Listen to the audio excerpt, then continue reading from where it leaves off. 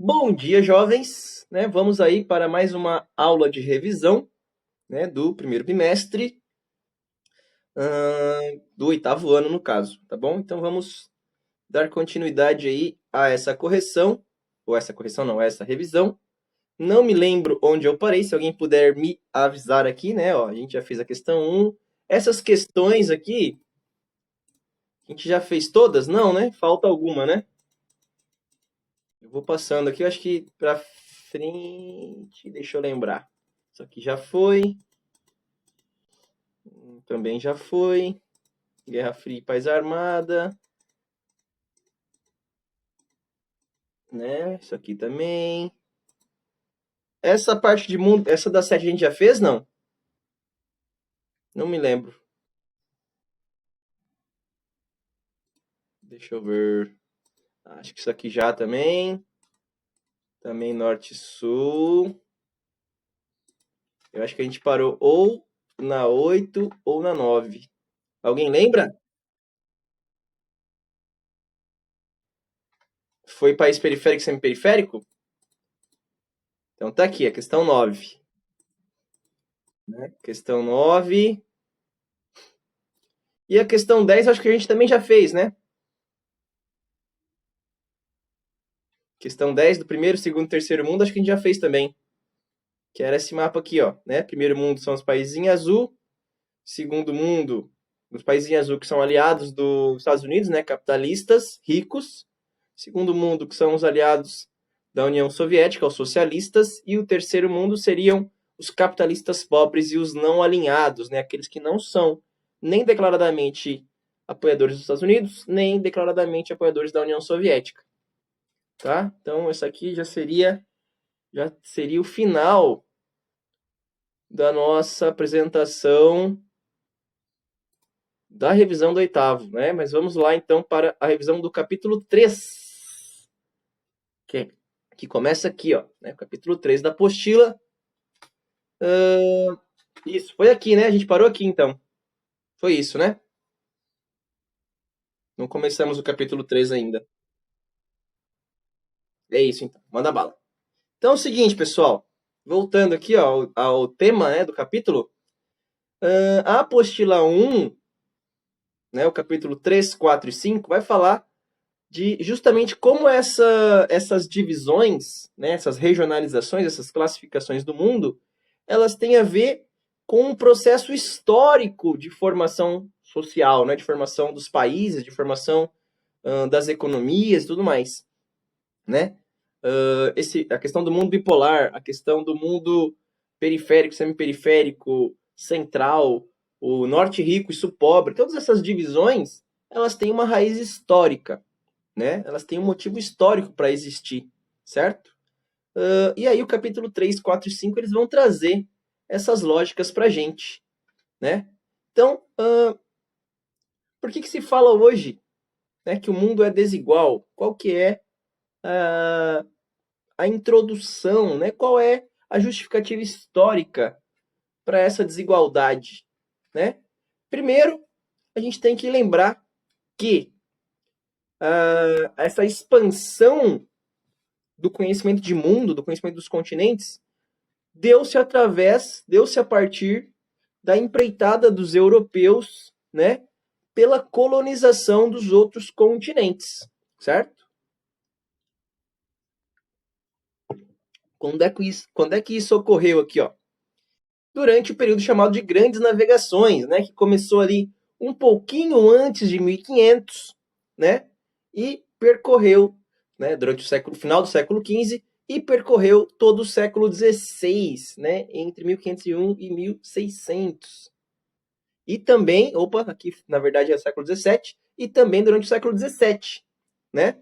Então teve aí 200 e poucos anos de iniciativas ou de tentativas de colonização de outros continentes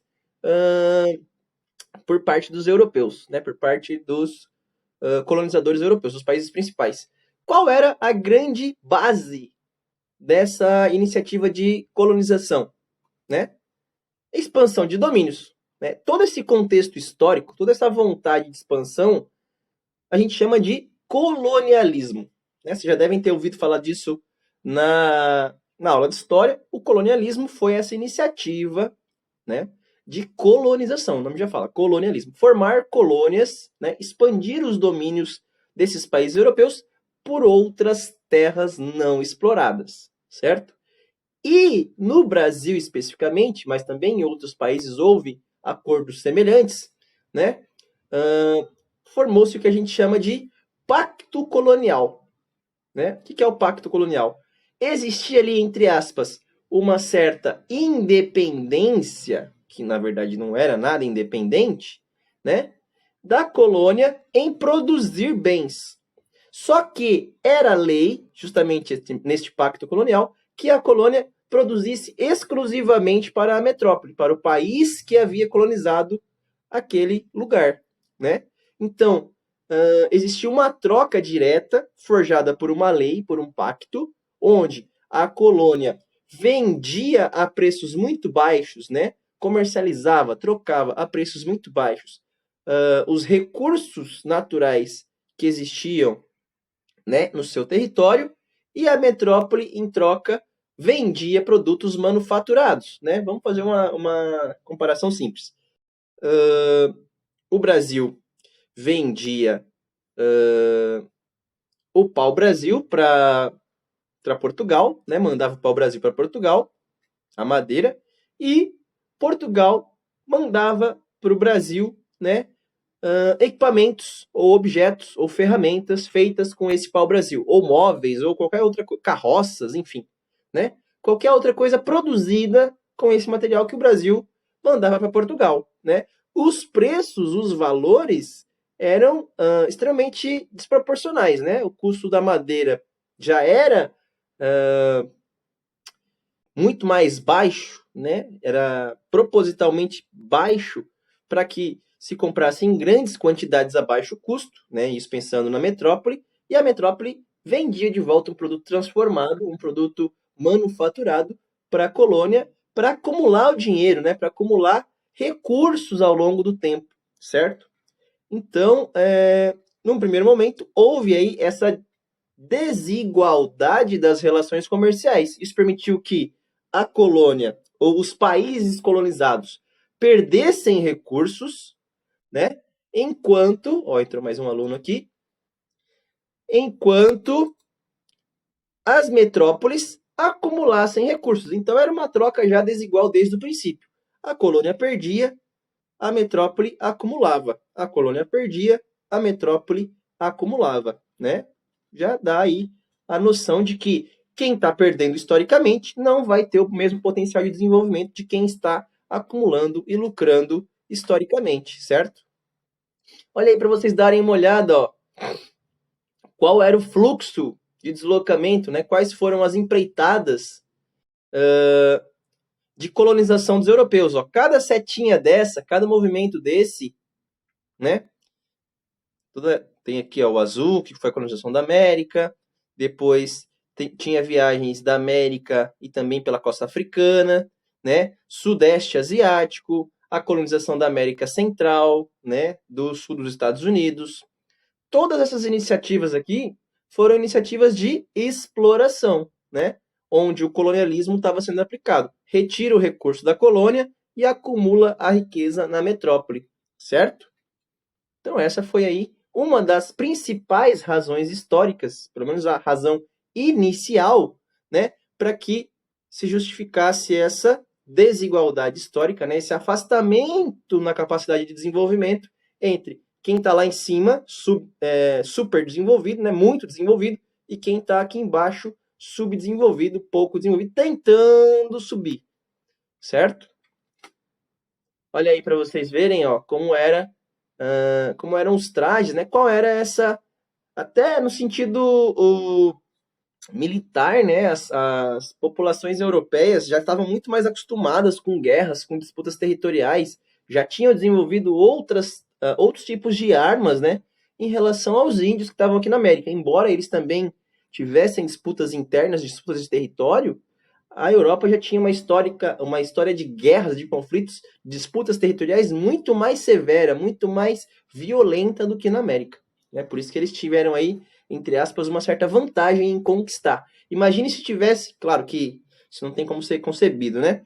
Mas imagine se você tivesse ali uma certa igualdade militar, né? Uma igualdade bélica entre os europeus que chegaram e os índios, os indígenas que aqui estavam, né? Imagina se os indígenas já usassem armadura, já tivesse espada, ia ser um negócio bem doido, né? Não ia ser, eu acredito que não ia ser, a história ia ser outra, com certeza, né? Não ia ter esse mesmo desenvolvimento que teve agora. Pessoal, outra coisa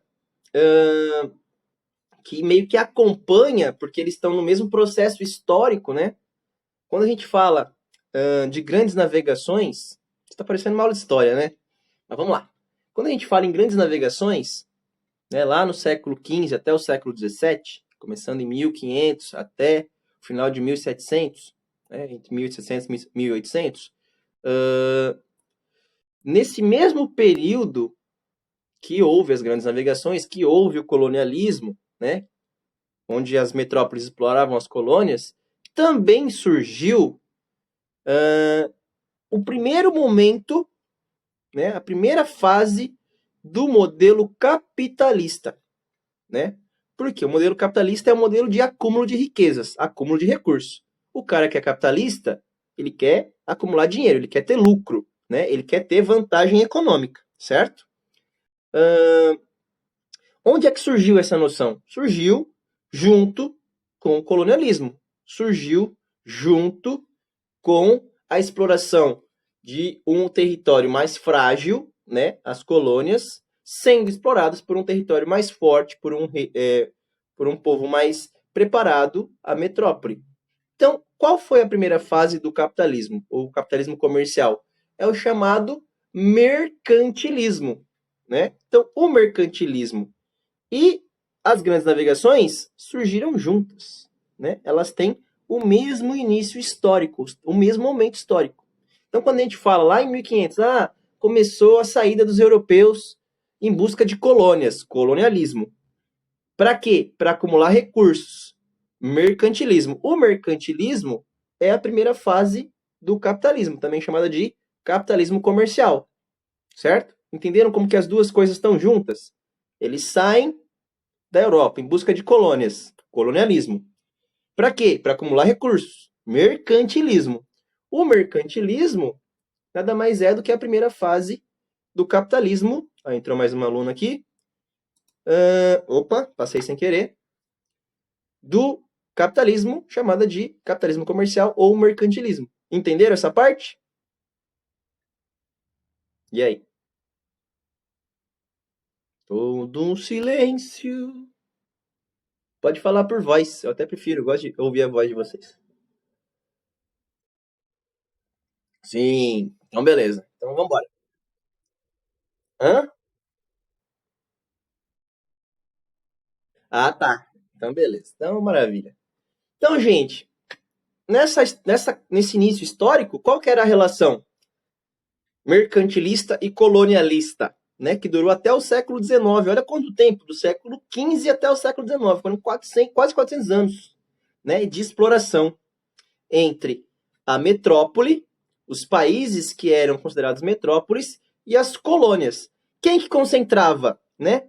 Quem que retirava o recurso a custo baixo, levava para o seu país, transformava e depois vendia a custo mais alto para a colônia, né? Para os moradores da colônia, a metrópole. Então, ela concentra recursos, né? Concentra riquezas e exporta produtos manufaturados, né?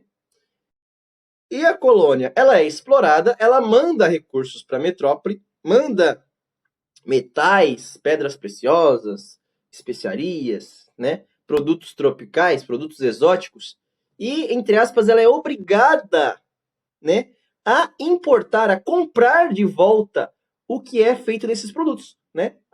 Os materiais, os objetos, as ferramentas que são criadas, transformadas, fabricadas com esses produtos que ela mandou lá para a Europa, certo? Então essa relação aí ela já é uma relação estabelecida pelo Pacto Colonial, né? Ela tem que ser feita assim, né? A colônia ela tem obrigação de cumprir com o seu papel de fornecedora, certo? Imagina, nem problema, é só reiniciar aí que a gente tá aqui ainda e daqui a pouco eu coloco no YouTube. Aí você assiste a parte que você perdeu. Então é o seguinte, né? Essa relação aí fez com que, porra, durou 400 anos, cara. Imagina o seu... Se a gente já reclama de 2 anos com a economia ruim, né? Onde a gente está perdendo dinheiro, onde os empregos estão acabando, onde agora, né, a atualidade, assim, o dólar está subindo. Imagina uma relação econômica entre metrópole e colônia, ou entre um país industrializado e um país não industrializado, onde você fica sendo explorado por 400 anos quase. Né? É muito tempo sendo explorado, é muito tempo mandando riquezas, mandando recursos embora em troca de ser explorado. Né? Isso aí não foi só no Brasil, não foi só na América, né? Aconteceu na África, muito mais forte, porque lá eles perderam vidas, né? Eles perderam mão de obra, eles perderam tribos inteiras foram escravizadas. Isso aconteceu na Ásia, né, no Sudeste Asiático, isso aconteceu na Oceania. Só não aconteceu na América do Norte, uma parte da América do Norte, e na Europa. Né? Porque do resto, todo mundo foi explorado pelos europeus. Certo? Olha aí, ó, a relação mercantilista, né, que a gente chama de troca da balança comercial, né, o país ou a colônia exporta barato e importa caro, né? Então ela está perdendo dinheiro enquanto a metrópole está acumulando. Né? Era feita, claro que por navios, né? Não existia avião e os trens também não ligavam um continente ao outro, nem tem como, certo?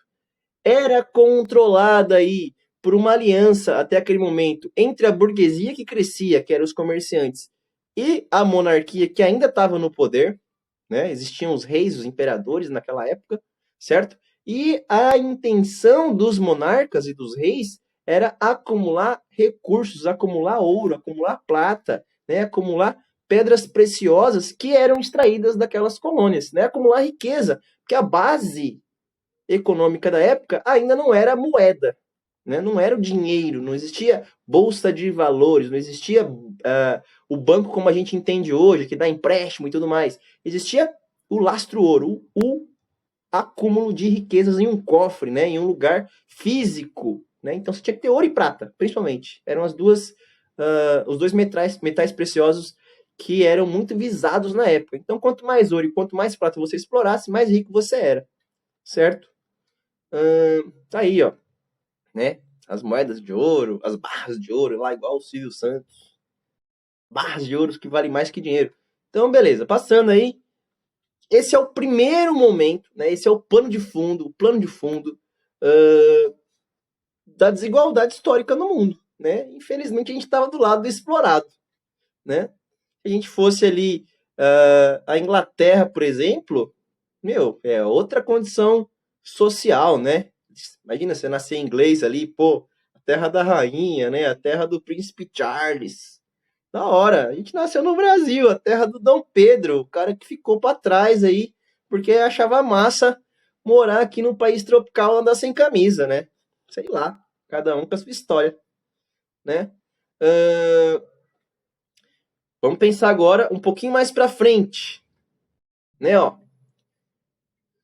os países que antes, lá no começo do século XV, no começo do século XVI, né? Final do século XV, começo do século XVI, que eram as metrópoles que acumulavam riqueza, né? Que acumulavam recursos, eles tinham entre o século XVIII e o século XX, portanto, entre 1700, né, 1750 até 1999, começo dos anos 2000, né? Nesse período aí de 1700 até final dos anos 2000, começo dos anos 2000, desculpa, recursos acumulados. E a sociedade foi mudando. Ela sai daquele primeiro momento lá do capitalismo comercial ou do mercantilismo e dá um salto, né? Ela passa para uma próxima fase do capitalismo, que a gente conhece como capitalismo industrial, né? Então termina aquela fase do colonialismo e do capitalismo mercantil ou comercial, surge uma nova fase aí de evolução da sociedade, de desenvolvimento social. É chamada de capitalismo industrial, que começa junto com a Revolução Industrial, né? Então esses dois momentos históricos são muito importantes para a gente entender por que, que o mundo é todo cagado hoje, né? Por que, que tem tanta gente pobre, tanta gente com tão pouca coisa, né? E um grupo muito pequeno de pessoas, né? Um grupo muito pequeno de países e pessoas dentro desses países com tanta grana, com tanto recurso acumulado. Então termina esse primeiro momento ali do colonialismo, mercantilismo, e no século XVIII, né, 1750, surge ali o capitalismo industrial e a Revolução Industrial, puxada pelo Reino Unido, pela Inglaterra e os países que eram aliados ali, que formavam um pequeno grupo, né? País de Gales, Inglaterra, Escócia e Irlanda, né? No caso a Irlanda do Norte. Puxam aí uma iniciativa que é: vamos modernizar a sociedade, vamos sair do modelo escravocrata, né, de exploração de mão de obra negra, né, de transformação de produtos agrícolas em algo minimamente processado, e vamos dar um salto, vamos criar algo novo, né? Portanto, surge aí a industrialização, né? O aumento da capacidade industrial de alguns países. Primeiro na Inglaterra, né? No Reino Unido, no caso. Depois na França, Alemanha, Estados Unidos, que ali nesse momento já era um país independente, né? Isso a gente está pensando entre o século XVIII e XIX, certo? Então você tem um primeiro grupo de países que se industrializam mais rápido, né? Se industrializam primeiro, certo? E eles, claro, vão ter vantagens. Se eles são os únicos países industrializados do mundo, são eles que vão fornecer produtos industrializados para o resto dos países do mundo, certo? Quem são esses grupos? Quem são esses países? Os países que lá atrás, né, nos anos anteriores, nos séculos anteriores, conseguiram, por algum motivo, acumular riqueza dentro dos seus cofres, dentro do seu território, certo? E essa revolução industrial, ela é puxada, né, por duas coisas. Como é que você vai criar uma sociedade industrial? Como é que você vai estimular que as pessoas acreditem nesse projeto, né? Primeiro, tem que chamar as pessoas para a cidade. Até então, todo o modelo de mundo, né, de sociedade, era muito mais rural. As pessoas tinham uma vida mais rural, né, viviam mais no campo, produziam, às vezes, até seu próprio alimento, comercializavam esses produtos entre si. A sociedade industrial precisava que as pessoas se deslocassem para as cidades, certo? Para o espaço urbano. Então, houve um esforço muito grande de convencimento, né, para que a mão de obra que antes era do campo fosse para a cidade, né? Isso na Inglaterra, na Alemanha, na França, nos Estados Unidos, né? Esse primeiro momento de urbanização, junto com a industrialização, foi extremamente necessário, né? A gente precisa de mão de obra nas cidades. Como é que faz isso? Chamando gente do campo para a cidade, né? Deslocando mão de obra do campo para a cidade, certo? E claro, tem que garantir que essas pessoas gostem, né? Fiquem na cidade. Então a cidade ela tinha que ser atraente, ela tinha que ter ali um ar de modernidade, de vida nova, de uma revolução realmente, mudar o padrão, né? Olha, vamos para a cidade porque ali você vai ver uma coisa que você nunca viu antes, certo? Então a urbanização e a industrialização vieram carregadas de um desejo de modernização, né? Vamos mudar, vamos modernizar tudo, vamos criar algo diferente. E isso foi atraente. Imagine você, lá em 1750, que morava numa fazenda no interior da Inglaterra, né? Criava cabrito, criava ovelha. E aí, de repente, você é convencido a se mudar e vai para Londres, né? Muda para Londres, a capital lá, e aí vê Londres toda bonita, com um monte de estabelecimento, com bares, né? Com praças, com gente vestida diferente. Isso criou um encantamento, criou uma propaganda muito propícia para que as pessoas se deslocassem, certo? Claro que também, né, não é que todo mundo saiu do campo e foi para a cidade. A própria lógica do Reino Unido para isso acontecer fez com que as pessoas que ficaram no campo produzissem especificamente para as indústrias da cidade, né? As primeiras indústrias foram têxteis, né? Produção de tecido. A Inglaterra era a principal comerciante de tecidos durante ali o século XVIII, certo? De roupas, de lã principalmente. O que eles forçaram o campo a produzir? Ou a criar, no caso? Ovelha. Ovelha tem lã, então vocês estão obrigados a criar ovelhas para permitir ou para garantir, né, matéria-prima, que é a lã, os pelinhos da ovelha, para a indústria têxtil, certo? Que eram os tais dos cercamentos. Você está obrigado a produzir para que a gente consiga fazer a indústria têxtil da Inglaterra crescer, certo? Então, teve ali algumas amarrações, né, para que essa industrialização acontecesse, certo? Outra coisa,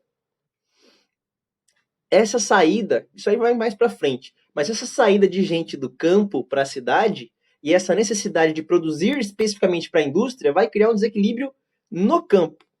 Vai faltar motivação, vai faltar estrutura, vai faltar espaço, entre aspas, né, para que se produza para a cidade. Se tem cada vez mais gente na cidade e cada vez menos gente no campo, quem alimenta a cidade é o campo. Se falta gente no campo para produzir comida para a cidade, falta comida na cidade. Então vai dar um ruim, né? Então, junto com a modernização do espaço urbano, também foi necessária uma pequena, né, inicial modernização, um estímulo à modernização no espaço rural. Beleza, cuida da sua cachorrinha aí que a gente se cuida aqui.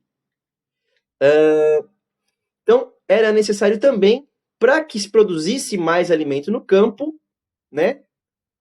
Era necessário que se produzisse mais alimento no campo para abastecer a cidade. Então, esse processo de urbanização, modernização, industrialização, êxodo rural, né, a saída do homem do campo para a cidade, também foi acompanhado por uma pequena modernização, uma inicial modernização do campo, né, para suprir a demanda para a cidade, né?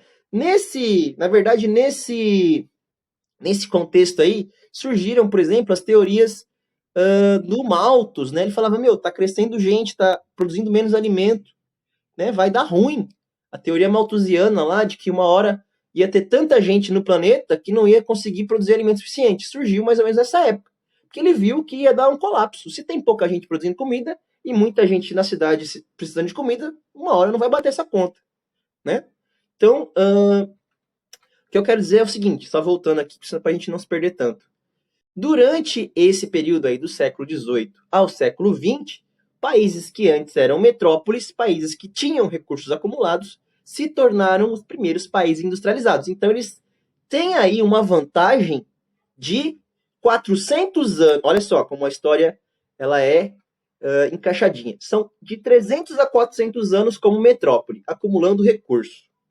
Depois, mais 200 anos de vantagem na industrialização. Então, você já tem uma história de quase 600 anos, de 500 a 600 anos, de vantagem para os países que não passaram por esses processos. Eles não têm acúmulo de riquezas, né? Eles não exploraram as riquezas dos países e eles não se industrializaram primeiro. Eles não passaram pelo processo de modernização, urbanização, lá em 1750, 1850. Eles passaram agora no século XX, né? Século XXI, que é o nosso caso.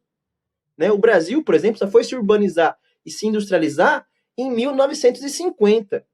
A Inglaterra, a França, a Inglaterra primeiro em 1750 e a França em 1850. Então eles têm nada 200 anos de vantagem do que a gente tem, né? A gente passou por um processo muito mais rápido, muito mais desorganizado do que eles, certo? Isso explica por que o Brasil é o Brasil e por que a Inglaterra, a França, a Alemanha é daquele jeito, né? Muito mais desenvolvido que a gente. Olha aí, né? Ó, isso aqui é uma imagem de uma das primeiras indústrias, né? Na Inglaterra, lá, as indústrias têxteis. Claro que isso aqui já estava ali um pouquinho mais desenvolvido, né? Não é 1750, são indústrias um pouquinho mais provavelmente no final do século XVIII, ali 1800, 1800 e pouco, né?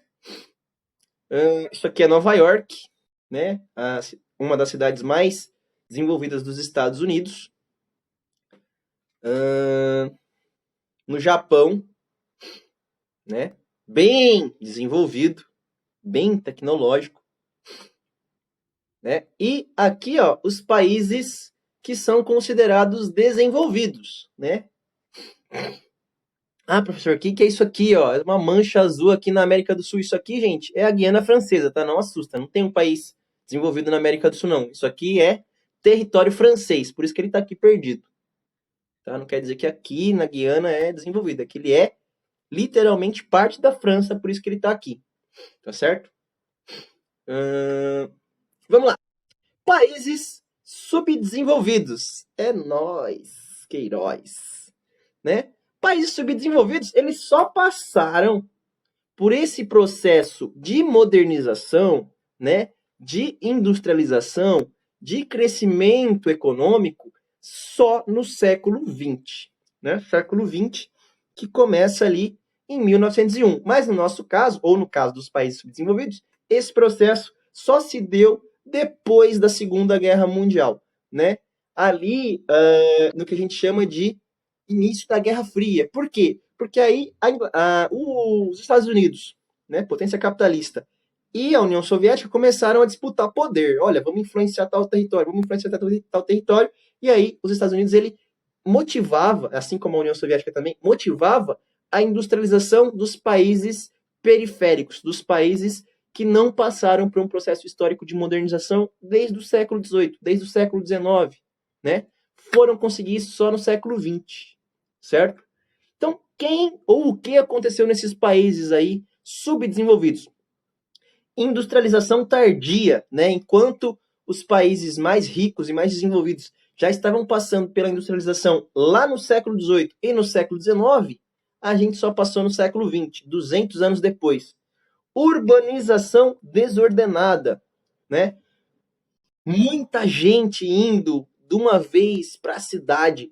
Esse processo de ocupação do espaço urbano, de abandono do espaço rural, foi muito mais intenso, muito mais rápido, muito mais devastador. Muita gente indo para a cidade ao mesmo tempo, não tinha espaço, não tinha estrutura, né? Não tinha casa, não tinha emprego para todo mundo. Mesmo que fosse motivado essa saída, no final não tinha emprego para todo mundo e nem todo mundo tinha qualificação para isso. Né? O cara que plantou a vida inteira, sabe mexer com a terra, né? Cresceu numa família rural, o pai era no máximo um carpinteiro, o avô era pescador.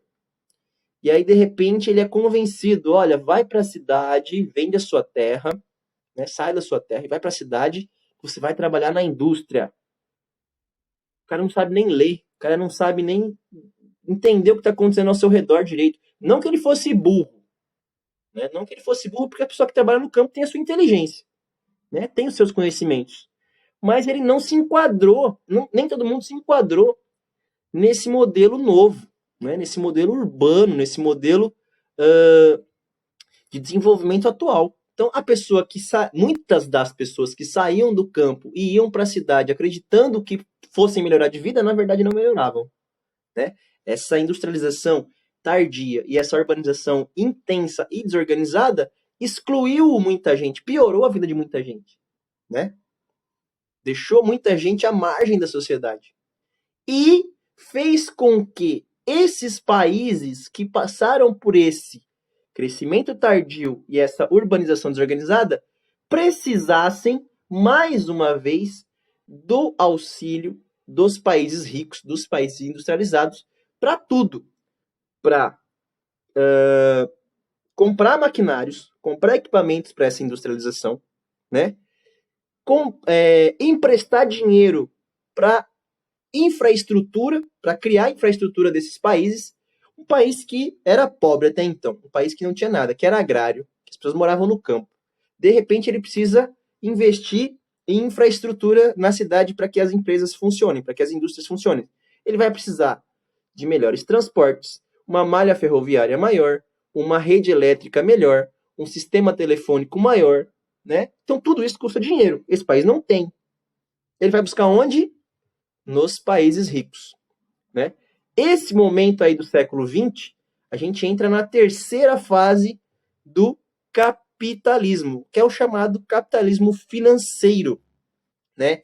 Os países pobres vão buscar dinheiro, buscar financiamento para que possam se desenvolver minimamente nos países ricos. Então a gente passou aí pelas três fases, ó. Capitalismo comercial ou capitalismo mercantil, que era lá durante as grandes navegações, durante o colonialismo. Capitalismo industrial, que foi durante a primeira e a segunda revolução industrial.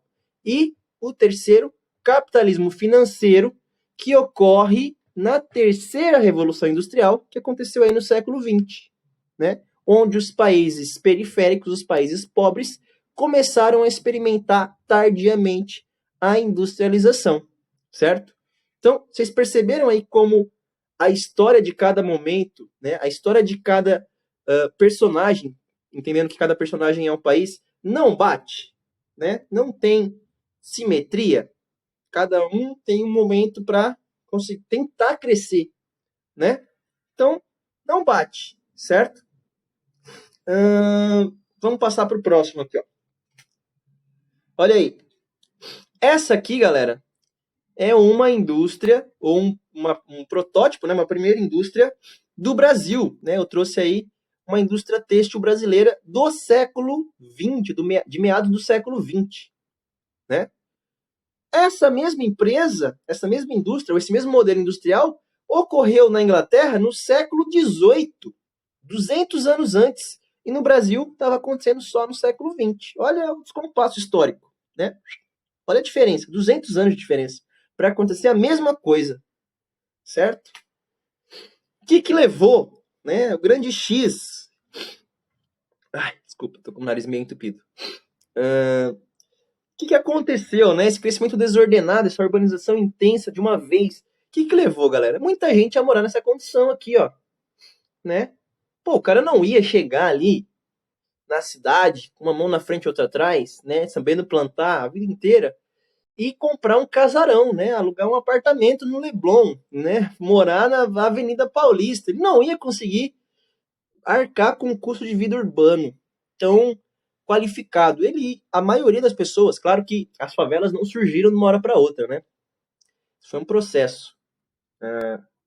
As pessoas moravam no subúrbio, nos cortiços, né? É que a cidade foi crescendo tanto que uma parte da sociedade acabou indo ocupar essas áreas irregulares, né? Esses pedaços de morro aí, construir casas em padrões, em qualidades muito inferiores, né? Isso foi um ajuste social que eles tiveram que fazer para sobreviver na cidade, né? Não é, essa foto aqui não quer dizer que o cara que mora aqui nessa casinha há 20 anos atrás era agricultor. Não, isso aqui é uma consequência desse processo histórico, né? Uma margem da sociedade, uma porção da sociedade não se enquadrou nesse modelo de urbanização e foi obrigada a se adequar e morar nas periferias, certo? Consequência desse processo desorganizado de urbanização, tá bom? Aí, ó, dependência econômica, né? Aí tem um punhado de dólar aí, ó, que é simbolizando, né? Não consegui trazer nenhuma imagem que fosse mais descritiva, mas simbolizando essa dependência econômica que os países periféricos, os países pobres, os países subdesenvolvidos têm com relação aos países ricos, tá? Olha aí, né? Uma chargezinha mostrando essa desigualdade aí, né? Dentro do próprio espaço urbano. Molequinho lá, morador da favela, provavelmente isso aqui é um lixão, sei lá, que bagaça que é isso aqui, né? Olhando lá para a cidade perfeita, para o modelo urbano perfeito e falando, nossa, queria morar naquele mundo. É outro mundo, é outra realidade, né? Dentro de uma mesma cidade, você tem mundos diferentes, porque justamente esse processo de urbanização ele foi muito intenso, desorganizado, desigual, desleal, né? E segregou a sociedade mesmo dentro de um município, né? Mesmo dentro de uma cidade, certo? Olha aí, ó, um mapa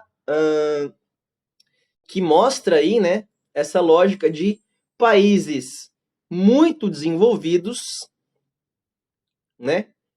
Países pouco desenvolvidos, que são os vermelhos. Então, muito desenvolvidos são azuis, pouco desenvolvidos são vermelho. Países de médio desenvolvimento, que são os laranjinhas, e países que estão em transição, né? Entre o médio desenvolvido e muito desenvolvido, né? Que são esses azuis mais claros aí. Tá bom? Deixa eu ver quanto tempo a gente tem de aula. 40 minutos. Acho que dá para continuar. Não sei que horas são, não consigo ver aqui. Tem tempo ainda, né? Que horas são agora? Vou tomar um cafezinho aqui enquanto. 10h55. Então dá pra gente ter mais uns 5, 6 minutinhos de aula aí. Deixa eu tomar meu cafezitos aqui pra dar uma lubrificada na garganta, que eu já falei um monte. Pessoal, vocês entenderam o que eu contei até agora? Ou eu tô viajando aqui? Você é o mesmo que falou que entendeu da outra vez? Ih, tô sozinho. Triste. Então bora. Então beleza. Vamos lá. Maravilha. Aí, ó, agora responderam. Gente, outra coisa, né? Essa parte aqui é mais conceitual, tá? É o conceito de técnica e tecnologia, mas para explicar que os países também têm diferenças tecnológicas, tá bom? O conceito de técnica. A técnica é uma habilidade, né? Você tocar violão, por exemplo, é uma técnica. Você saber dançar é uma técnica. Você saber desenhar, pintar é uma técnica. Saber cantar é uma técnica. Saber pedalar é uma técnica. Lutar judô é uma técnica, né? São formas de você adquirir conhecimento no seu corpo, né, na sua cabeça, certo? Para controlar métodos e processos, realizar algumas atividades e, em alguns casos, controlar as forças da natureza. Né? Fazer fogo, por exemplo, sem usar um isqueiro, né? Fazer com o pauzinho lá, com a pedrinha, é uma técnica, certo? Olha aí, ó. Ser humano lá, criando, dominando o fogo, é uma técnica, né? Ó. Aconteceu lá no Neolítico, né? Muitos milhares de anos atrás, né? A primeira técnica ali que o homem dominou foi lascar a pedra, né? Bater uma pedra no outro para fazer um objeto e depois dominar o fogo, domesticar os animais e praticar a agricultura. Foram as primeiras técnicas que o homem desenvolveu, né? Depois houve ali a manufatura, a fabricação de objetos para venda, né? Sapato, camisa, bolsa, sela de animal, né? Para montar o cavalo. Objetos de luta, espada, arco, armadura, né? A ferradura do cavalo, e aí vai, né? Os artesãos, os manufatores, que são as primeiras pessoas que usam técnicas para fabricar objetos, né? Já a tecnologia, ela tem ali um conhecimento científico aplicado a uma técnica, ou um desenvolvimento além da técnica, né? Por quê? Porque você vai criar algo que faça alguma coisa por você sem exigir seu esforço físico, né? Você vai criar máquinas e equipamentos que poupem o seu tempo e poupem o seu desgaste físico, certo? Computador, celular, uma máquina de escrever, uma impressora, né? Um ventilador, uma televisão, tudo isso é tecnologia, né? Você cria, através do seu conhecimento de estudos científicos, de desenvolvimento científico, algo que seja, entre aspas, automático. Né? Isso é tecnologia. Tá certo? Aí, ó. Né? Tecnologia militar, uma bomba com a pólvora, o trem, o carro, o avião, né? Uma máquina, eu não sei dizer qual a máquina que é essa aqui, mas é uma máquina, né? E assim vai, certo? Olha lá, ó. Isso aqui é uma prensa, não sei. Né? E as tecnologias modernas aí, ó. Certo? Galerovski, eu vou parar por aqui pelo seguinte, né? Não sei se vocês têm aula mais pra frente, mas aí já vai entrar em outro tema, e aí eu não quero me embananar os conteúdos, tá certo? Belezinha? E aí, galera, é o seguinte, né? Basicamente, como eu disse para vocês, essa é a nossa aula final do trimestre da bagaça, né? Semana que vem, a próxima live que eu vou fazer, não vou retomar esse conteúdo aqui, né? Eu fiz até onde deu. Vocês já são Esses conteúdos, na verdade, já estão em outros vídeos, né? A gente fez o capítulo 3 de novo, mas ele já tá lá no YouTube, né? Foi a primeira aula que a gente postou no YouTube, beleza? Então já tem esse conteúdo aí explicado no outro vídeo. Não foi live, mas está gravado lá, tá certo? Aí vocês conseguem assistir essa aula por lá também, é só voltar. Eu quis dar essa aula hoje, mas para terminar a atividade 1, né, e contar um pouco dessa história aí do início do capitalismo, que eu gosto de contar, eu acho que é uma história que todo mundo tinha que aprender para entender como é que foi esse desenvolvimento desigual da sociedade, né? Claro que tem outros momentos históricos importantes, tem a Primeira Guerra, a Segunda Guerra, a Guerra Fria, né? Tem as revoluções que aconteceram, a Revolução Francesa, né? A Revolução Soviética, a própria ascensão do Bismarck, depois do Hitler, que foi um cara imbecil, né? A Revolução Chinesa, a Revolução Americana, tem várias coisas aí que aconteceram na história que dá para vocês estudarem depois com mais calma, né? A gente até um dia pode combinar de falar sobre isso em sala depois que as aulas voltarem presenciais. Mas até aqui tá bom, né? Essa parte de indicadores sociais a gente já viu bastante, vocês já sabem, né? PIB, PA, índice de desenvolvimento humano, isso aí vocês já estão feras, certo? Essa parte aí histórica eu quis falar com mais tempo para vocês. E então é isso, né? Semana que vem, primeira aula. Eu não vou gravar vídeo, né? Eu só vou logar aqui para vocês, a gente vai conversar, né? Durante 40 minutos, tá certo? Aí vocês já trazem aí. Eu não vou colocar slide nem nada, vou ficar com a minha cara aqui, com aquele quadrado que são várias cabecinhas juntas, né? E aí a gente vai conversando para vocês tirarem as dúvidas para a prova, tá certo? Então, beleza. Então, maravilha. Pessoal, então é isso. Beijos, beijos, abraços, abraços. Bom final de semana para os teres, tá certo? Falou, tchau, tchau. Eu vou desligar aqui, vou parar de gravar o vídeo. Valeu, querido. Bom final de semana para vocês também. Querida. Ih, tá bom, então. Então tá. Tchau, tchau.